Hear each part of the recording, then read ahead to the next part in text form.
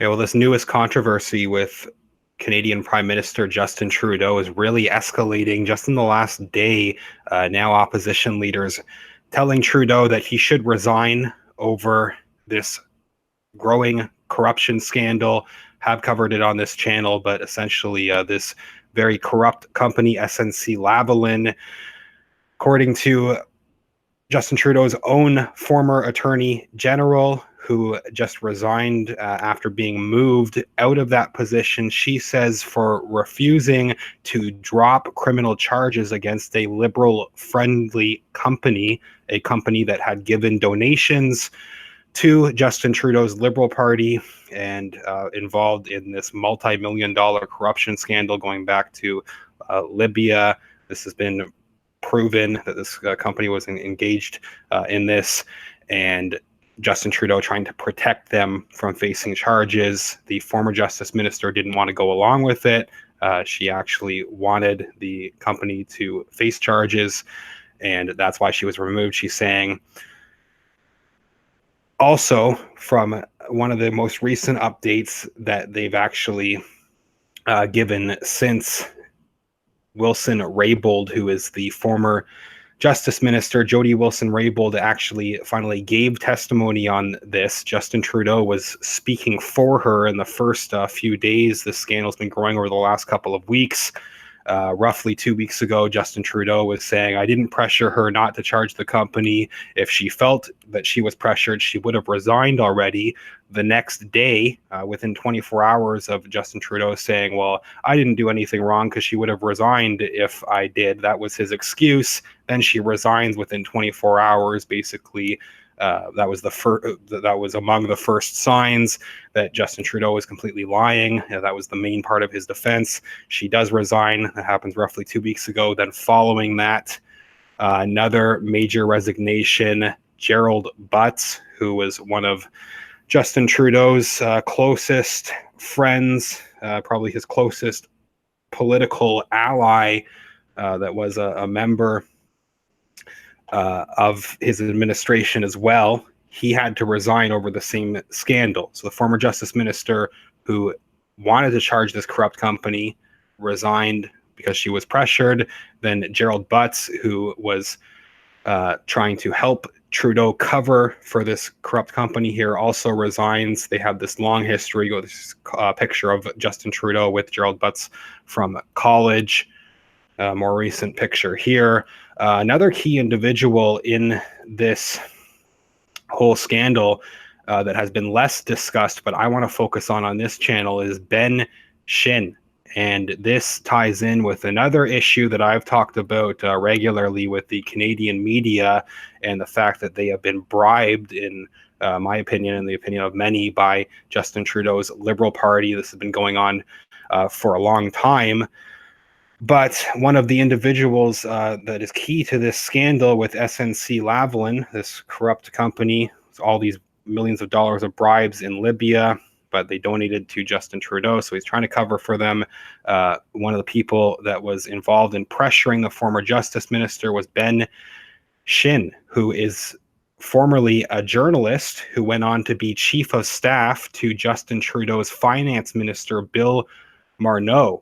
Bill Marneau basically stormed out of a press conference just today. That's another very recent update. But Ben Shin was, they even call him here, one of the top lobbied political gatekeepers in 2018. He was working under Justin Trudeau's finance minister, Bill Marneau. Bill Marneau, I've talked about recently on this channel. You might remember he was working under Justin Trudeau at the time while he was Justin Trudeau's finance minister.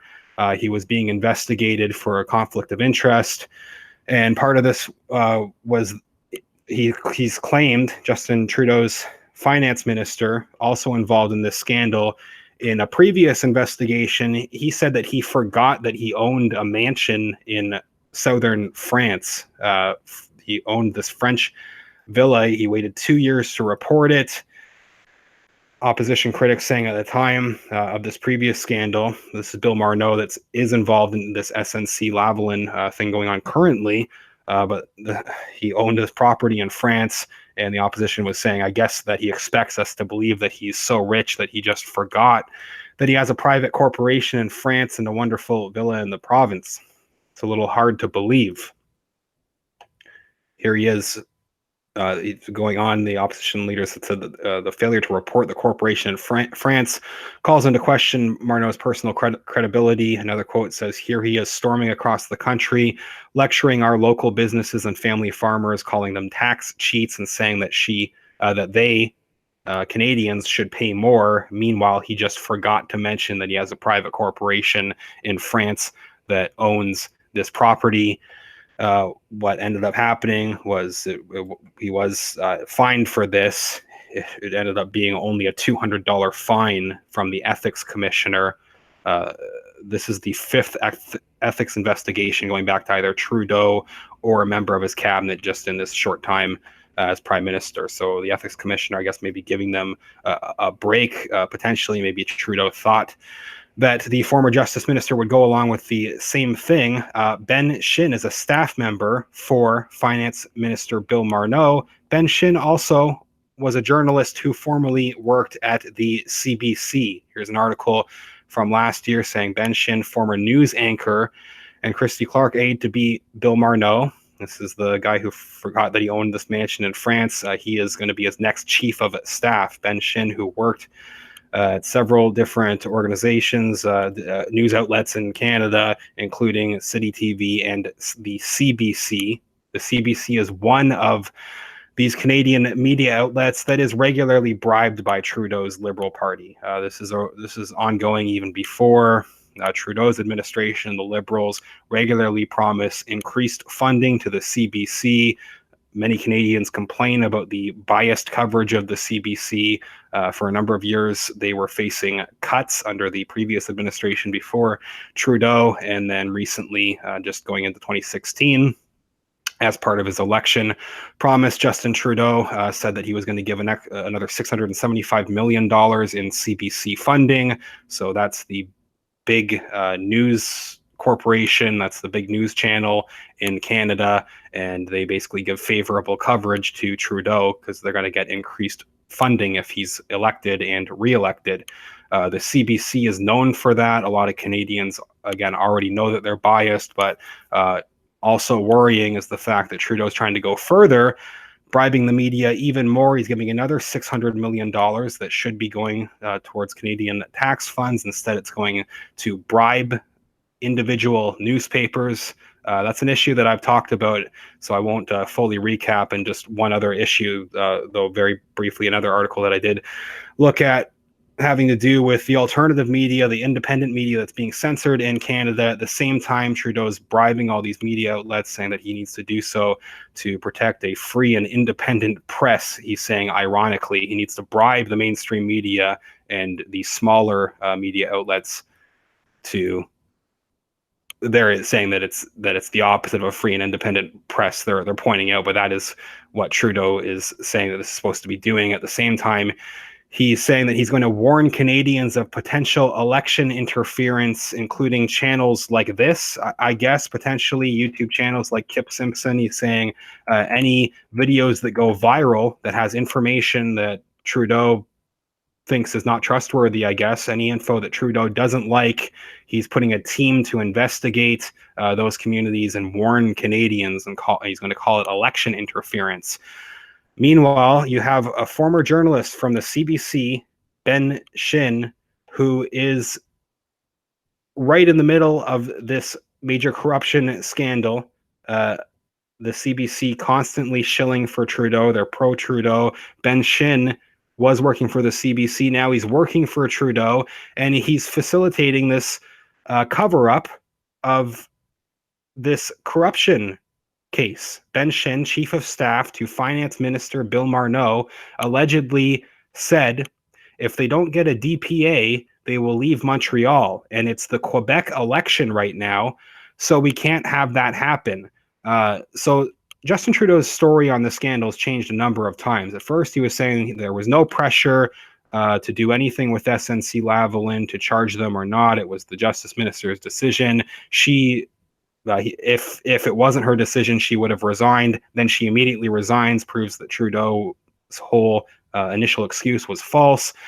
Then Trudeau and Trudeau allies, their most recent defense has been that they were trying to protect SNC-Lavalin, but this was done. This wasn't directly to cover up crimes. It was to protect jobs potentially. The company, they were afraid that they might lose jobs. It was a bogus excuse as well, but that was the excuse that they were trying to go along with.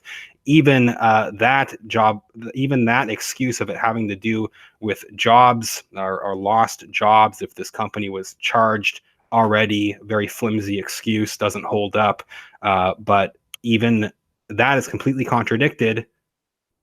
This quote, he's saying if they don't get a DPA, if they are charged, they are going to be leaving Montreal, this company, and it's the Quebec election right now, so we can't have that happen.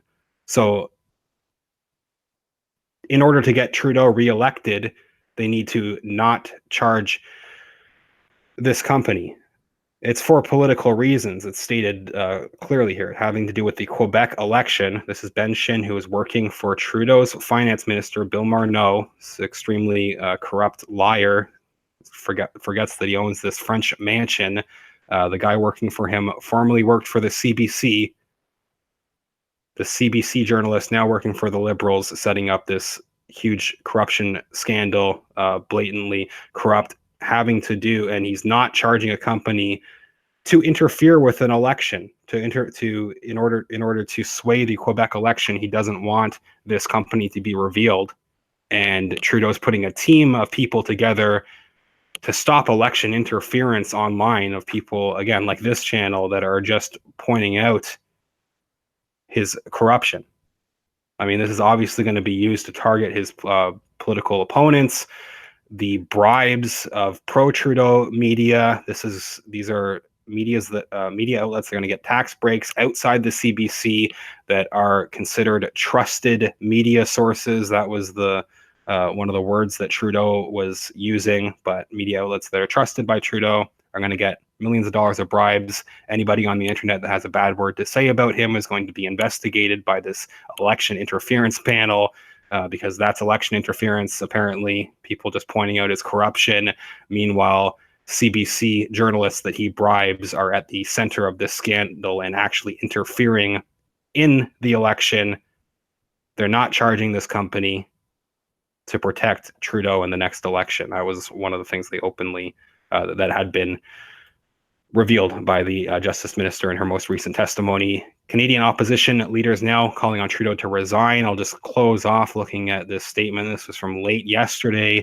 The leader of the Conservative opposition has said of Trudeau that he should quit. Prime Minister Justin Trudeau should quit over the SNC-Lavalin case. He can no longer, with a clear conscience, continue to lead this nation.